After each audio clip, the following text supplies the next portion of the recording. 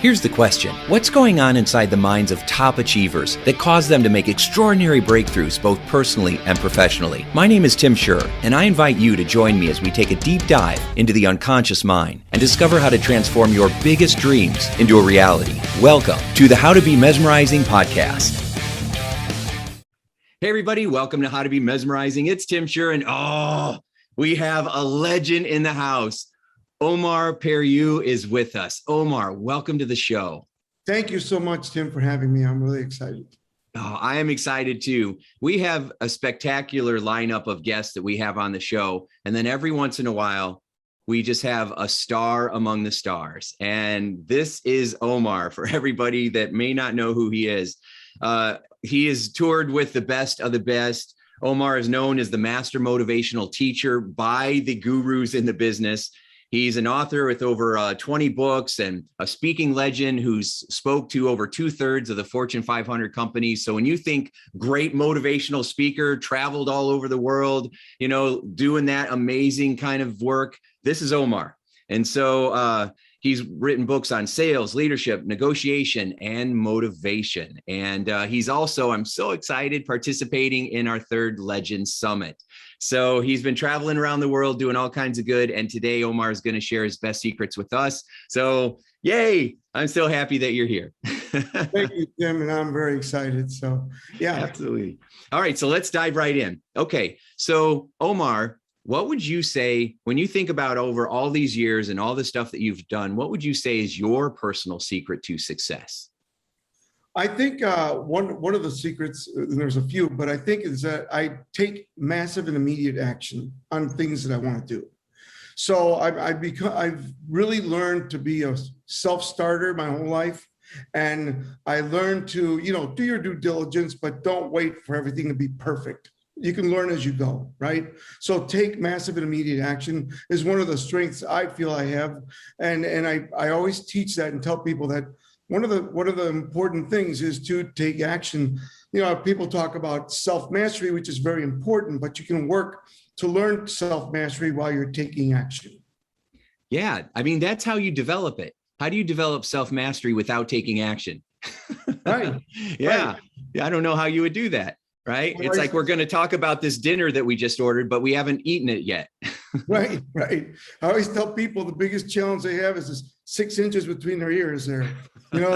Just overcome that, you'll be fine. I mean, we always learn that the mind is a steering wheel, as you know, as you teach, that the mind is a steering wheel of the body. So you got to tell the mind to take action. Yeah, you are so right. I mean, that's profound wisdom right there. And I love how you said, don't wait for it to be perfect, because that is what seems to stop almost everybody that is struggling. They know what to do. They're just not doing it, right? They're trying to be perfect. They're afraid it's going to be rubbish. They're afraid people are going to reject them. How did you get over that? Or did you ever have that? I got lucky. I met a mentor. His name was Tom Murphy. You probably never heard of him, but he managed speakers. He owned a company called Champions Unlimited, and he managed speakers and did seminars. So he managed like Dennis Waitley and Tom Hopkins, Danielle Kennedy, worked with Jim Rohn, Zig, of course. And anyway, so I got lucky. He was in the self-development business, and I worked at the health club that he was a part owner at. So that's how I got to, I had lost my confidence because, I came from Cuba with nothing but the clothes I was wearing. And my parents went right to work. And of course, hardworking people. But it wasn't the same. And I didn't finish school. My dad had a heart attack, so I had to go to work and work at a stone quarry over there by Chicago, Vulcan Materials. That's where I worked. So I lost my confidence. And for success, you need confidence. To be an entrepreneur, you need confidence. So Mr. Murphy taught me how to get my confidence back. And he did it by sending me to seminars. He sent me to Tom Hopkins, 3-day boot camp, Zig Ziglar's Born to Win, right? Bob Proctor's Born Rich, Jim Rohn, Weekend, Brian Tracy. I mean, I got really lucky. He was friends with these folks, and he would just send me. And of course, I would pay, but because he wanted me to pay so I could get the value. And but the funny thing is, Tim, when I went to the first ones, he was there because he he managed a lot of these speakers. And I would sit way in the back like I did in school, way in the back, the last chair in the back. And these rooms were pretty big at that time, right? Like 800 people with desks, you know? So he's like, he comes up and goes, what are you doing? I said, I'm here. He says, no. I got a seat right in front for you. You get your butt in front so you can learn. And then if they call on you, you're ready and you don't, you know, you have to absorb everything they're saying. So he would put me in the front row, right in the aisle at every seminar. And that's how I became confident. Yeah. That is beautiful. Yeah. So I just want to clarify, because a lot of times entrepreneurs will say that they're lucky, but I really believe that we create our own luck. So it was cool that you happen to work at the same place as that person, but when he invited you to go to that conference, you showed up. He did not pay your way, you paid for it, right? And you were working hard. And I'm sure you weren't making a ton of money at that time.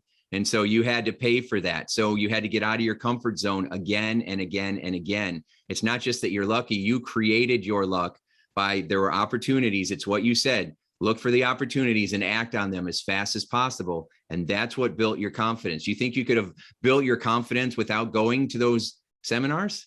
No. So, I mean, I became a student then. I was not a student up until then. And I mean, when I got a C, my mother would take out the sherry, you know, because we're Cubans. So, Omar got a C. Oh my God, he's not have a D. So it was a big, I mean, I was the reason that there was an upper class, you know. So, you know, I spent, you're from the north. I mean, I'm from Chicago, Joliet, Illinois. Yeah. We used to have coat rooms. I spent half my life there, you know, so because I was always in trouble. But I became a student at when I started self-development. I mean, it really changed my life. And that's why I believe in it. I'm so passionate about working with you and other champions. Oh, wow. Oh, that was so good. I'm the reason there was an upper class. That is so funny. Oh my God. Oh, yeah. Yeah. All right.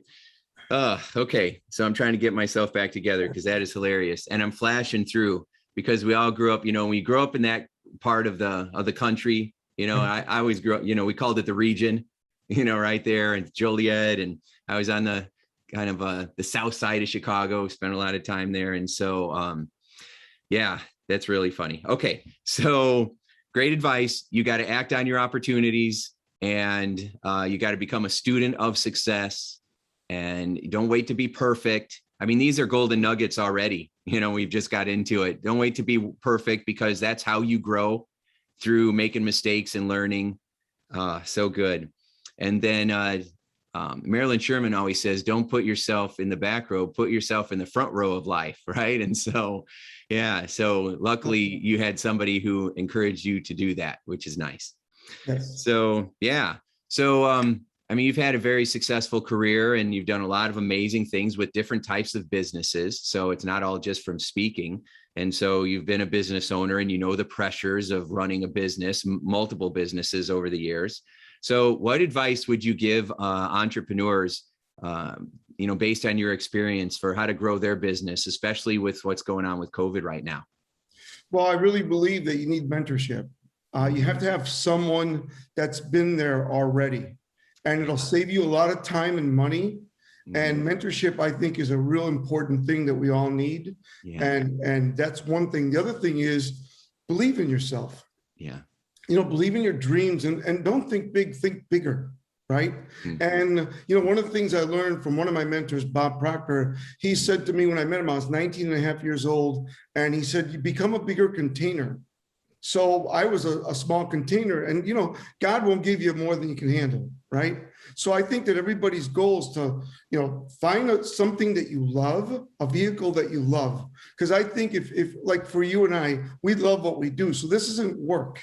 So, I mean, I'm willing to do this all day long. I'm willing to jump on a plane. I'm willing to do Zoom calls, you know, all these different things because I love it because I know that someone listening to us is going to get results. So it's really important that we pour ourselves back into people because all these mentors poured themselves into us. So we want to give back, and we do that by teaching people how to become great. Mm, so good. Don't think big, think bigger, become a bigger container. And I want to point out something else to everybody that's either watching or listening to this. You can tell when you're working with a true master of his or her craft, because every time Omar does something where it might look like he's complimenting himself or the work he's doing, he includes me with it. And the best people do that. They're always looking for a way to help others shine. They're always lifting others up at the same time. And only the true masters do that. Lots of people come on and talk all about themselves. I keep noticing you do that, Omar. So I just want other people to recognize it's a small, it seems like a subtle detail, but it's huge in how it grows relationships. To you keep pouring and complimenting others, even though you're the one being interviewed. Yeah, and you know what? I learned that at a young age. I learned to, be team focused, not I focused. Yeah. And care about the person that's working with you and lift them and help them. And that, I love seeing like people grow, and you're amazing. So that's awesome. Thank you. All right. Very good. Okay. So is there anything that you would suggest not doing based on the mistakes that you've made through your career? Anything in particular jump out? I know I have lots of things that come to mind for me that I would tell people I would suggest not doing this. Yeah, well, I suggest that you do your due diligence. You can, whenever you change a vehicle, make sure you do some due diligence. For instance, I trained a company many years ago, 15 years ago, called Air Touch Paging. They were the biggest pager company in the country. But the guy was smart enough. He brought me every month to Texas and Sacramento to train his people. But he was smart enough to get out, right? He got out. And so I think knowing timing is very important. It's like I worked with Yellow Book USA, Joe Walsh, who I helped grow his company from 1.3 million to billions of dollars, right? And he got out, sold the BTI in 2007. Well, that was a good move, because we all know what Yellow Pages look like now. Yeah, they used to be like huge. Now they're like petite. So I think that when you get into something, make sure that that vehicle will support the lifestyle you want, and make sure you have an exit strategy, because everything is cyclical.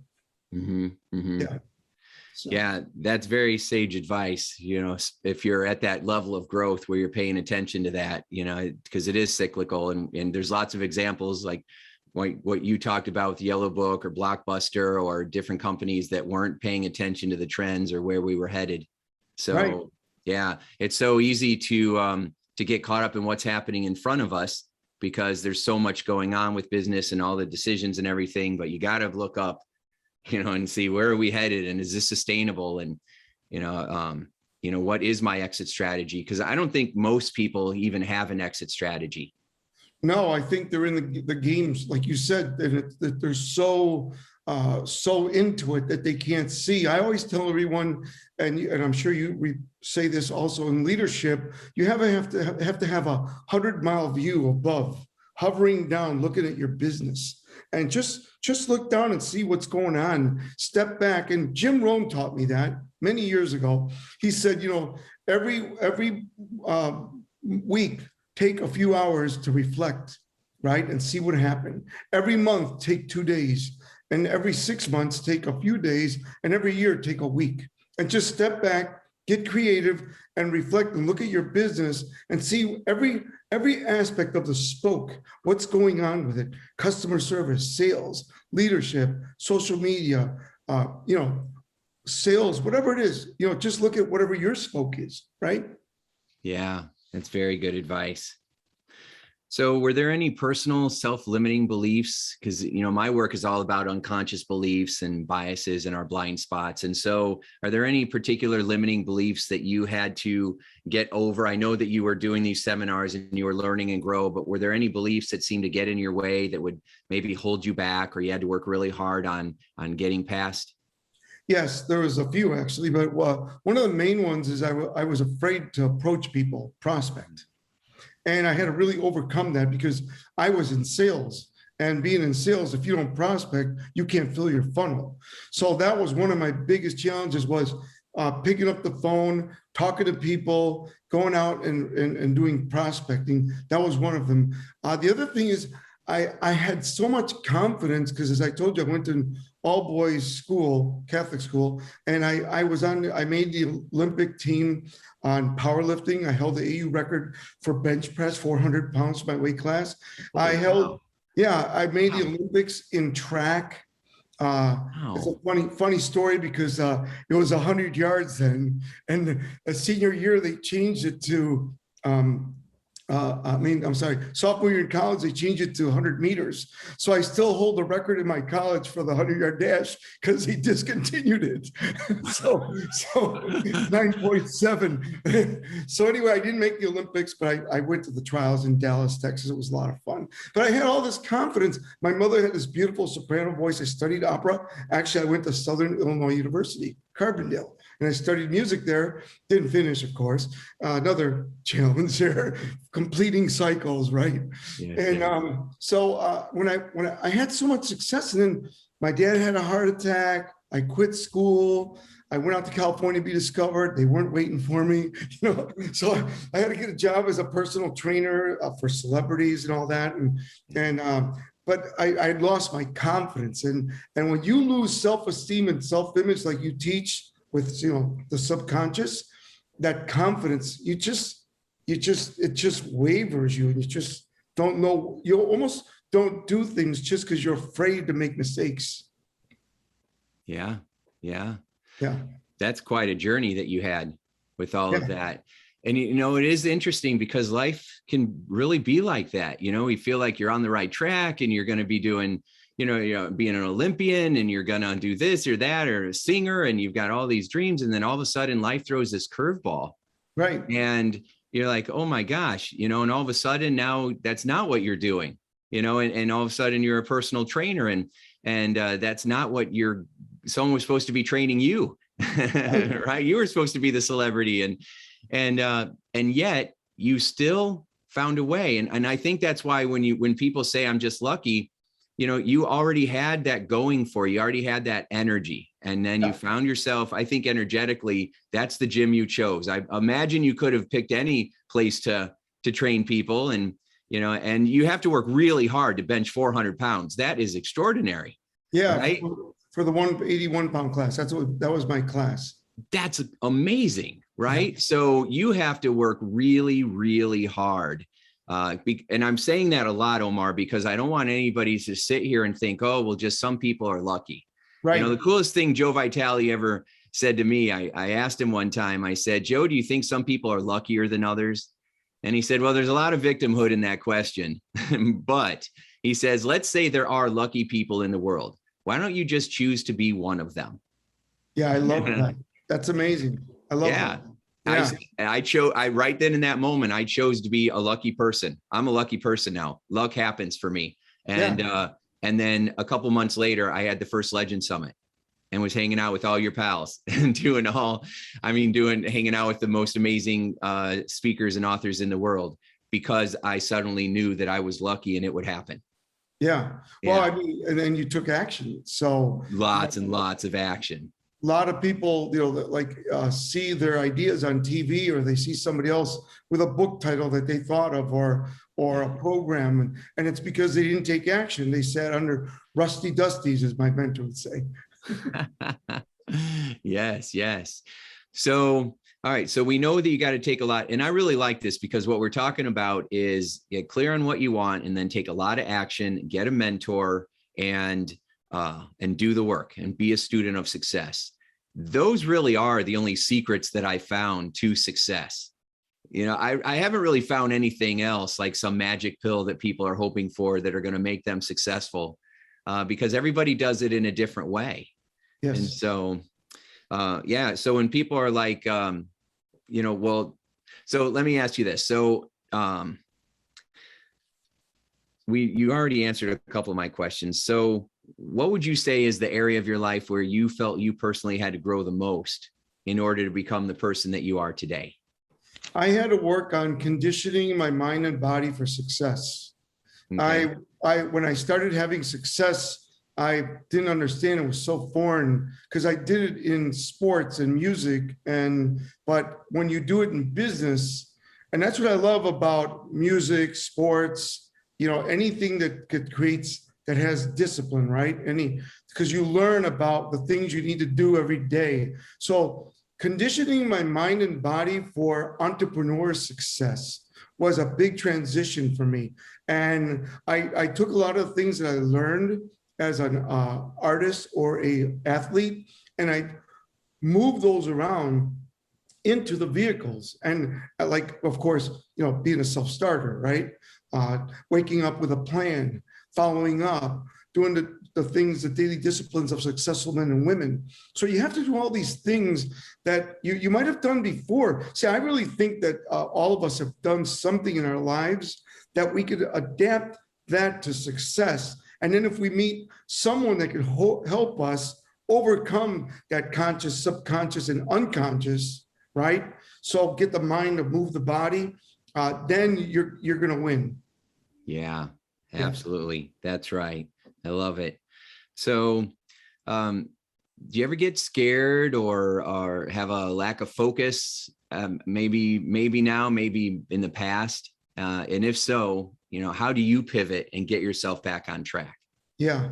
Well, I lost my wife 3.5 years ago, and I lost my focus because I have 2 kids, a boy and a girl, and they were at the age where they didn't drive.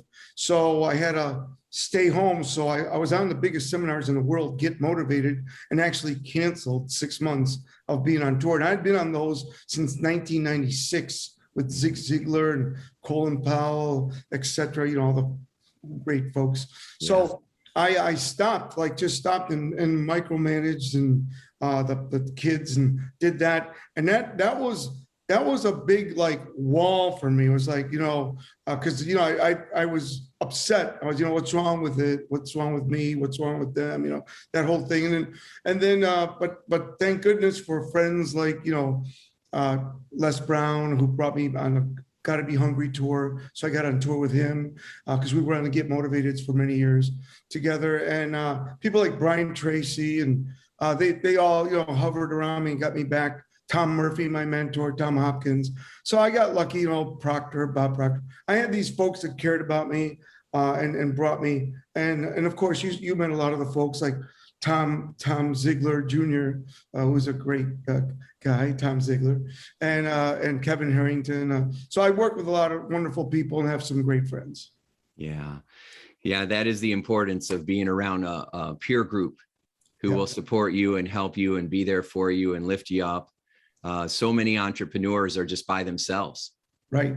And that's hard. And what you need to do if you are by yourself, like you said, success leaves clues. Go after and meet people, even if you have to pay them, that you can be around, because if something happens when you're around other successful men and women. You start, you meet people. Like for instance, you and I meeting, and I met Howard there, and I met a lot of folks that I'm friends with now. And so I always tell people, never second guess any meeting or any seminar or anything like that, because you never know who you're going to meet there. For instance, I work with Kevin. From that, I ended up owning 3 companies with him, right? And then I was hired to be the MC and tour for Think and Grow Rich tour. And that all came from working with Kevin for 25 years, and then meeting John Shin, who is a producer of the Think and Grow Rich movie. So then he hired me to tour, and we did 14 cities, and we had a blast and worked with a lot of great people. Anyway, so it's all a domino effect, right? Yeah. Yes. I mean, that's amazing. I'm just awestruck by all the amazing people that you've hung out with. And I mean, it's just awesome. So you're exactly right. You've got to go for those opportunities. There have been so many situations where I thought I wasn't going to get anything out of it, or it wasn't going to be a good use of time. And then I pushed that. I don't know if it was ego or if it was just stress or whatever, or fear. And I pushed it aside and I said, no, I'm going for it. And I'm going to find out, and I'm not going to worry about what I'm going to get from this. I'm going to focus on what I can bring to it and how I can help whoever I'm going to connect with. I'm going to show up as a giver instead of worrying about what I'm going to get out of it. And then every time in those situations, it led to something amazing. One of those situations led to me becoming friends with Dennis Waitley. Right. And I would have never thought that would have happened. And so it was amazing. And I shudder sometimes. I'm like, what if I wouldn't have done that? What if I wouldn't have, made that phone call or reached out to that person, or done that? And so, yeah, you gotta act quickly. I'll always go back, massive and immediate action. I love that, Omar. I love that. So now this is going to be a tough question because you're so full of knowledge and wisdom, and you've been around some exceptional people. So is there a particular bit of advice that really stands out for you, like some of the best advice you were ever given? Well, Zig Ziglar was one of my mentors. In fact, as you know, he wrote a foreword for one of my books, From Management to Leadership. And he always, I hope people realize that I believe. So he always said, pray and put God first. And, he was such a great Christian, a great believer, that he always said, put God first and let him handle the heaviness. Let him carry the load. So I think that's great advice for anyone, because sometimes, it's bigger than you. So you just got to, like the old saying, let go and let God, right? So that would be something I would tell everybody, believe in something. Spirituality. Number 2, work on your body, stay in shape, remember Jim Rohn said, treat your body like a temple, not a woodshed. Not a woodshed. So he would always say that because I was always into self-development. So we had a lot of fun with that. And it's really important that you do that. And then to get rich and sick is stupid. A lot of people become wealthy, but they don't take care of their bodies, and they don't feel well. And now they have money, but they can't do nothing with it, right? Yes. And then be happy most of the time. Got to be happy. And then you need to look like we teach multiple streams of income. Don't just think you have to be one thing in life. I thought, I was brought up in Joliet, Illinois, you know where that is. And wonderful people, right? Great people. But we were brought up to, get a job, work 30 years and get your watch and retire. And I have really great friends that have done that and are very happy. But that wasn't enough for me. I don't shoot it down. I've got great friends that are right now, they've been collecting their pensions and things since they were 55 with full benefits, and God bless them, they're wonderful people, and they listened to me. So they invested their money in real estate and paid off their home. So they have a great life. Right. But that wasn't for me. So I thought you can do more than one thing. So I loved being in the health club business, speaking, author, record companies, restaurants, real estate. I love doing it all. And now I own energy drink companies and all these different things. And that all came from, thinking bigger. Just say you're more than that, become more. Most people don't realize it, because we talk about subconscious. Most people are working about 10% of their potential, if that. So there's so much left. Don't just settle. Don't settle. Come to the banquet of life with a forklift, not a teaspoon. Oh, yeah. I bet you've used that line before. Yeah. Ooh, that's a good one. I got chills on that one. Yeah. That's got to be an Omar classic. That's awesome. Wow. That was so much advice. I'm getting a hand cramp just trying to write it all down. I mean, that was that was really, really good. So much that you talked about. I will tell you that I've had my business for 26 years, and I do have multiple streams of income, but my private practice was my main source of revenue. And there were many times where I didn't know how I was going to pay the rent. Right. And I would be so stressed and so scared. And I would get to the point, and I had an office in Indianapolis when I lived in Maryville, Indiana. So it was a couple hours south. And so I was away from home. I was away from my wife and our little kid. And I was there all by myself in this office, and clients weren't coming in, and had a lot of overhead. And I remember just dropping to my knees, in the middle of the office, this big old space, all by myself. It was like 10 o'clock at night, and I was going to sleep on the couch because I didn't want to spend the money to get the hotel room. And I remember just dropping to my knees and saying, God, I work for you. I have no idea what to do. I've exhausted my resources, as far as what I knew how to do. And you're the boss. I work for you. Help me through this. And every single time, and I've been doing that my whole rest of my life. And every single time, I find the way. God provides the path and provides the miracles. And then we have an agreement. He provides the clues, and I have to act on them. Immediately, like you talked about, I have to act on them. And the more I act on them and the faster I act on them. And if I resist, I have to act on it even faster, because then I know there's going to be a breakthrough. Yeah. Ziegler used to say, God gives you the ingredients. You got to make the bread. Oh, so good. So good. Yeah, exactly right. So holy cow. Omar, how can people learn more about you, the work that you do, your amazing books, and everything else you have going on? They can go on my site, which is just my name, omarperiu.com. And they can find out all about that. And there's all kinds of goodies on there, like free books and all that good stuff. But yeah, just go on there. If you have any questions or anything, you can email me, which is just my email, my name @gmail.com. So I'm here to help, and I'm here to help you. And I just want to, I love what we stand for, and build our relationship and help others to greatness. So good. Omar, thanks for being one of my favorite guests of all time, and for being so mesmerizing. I appreciate you being on the show today.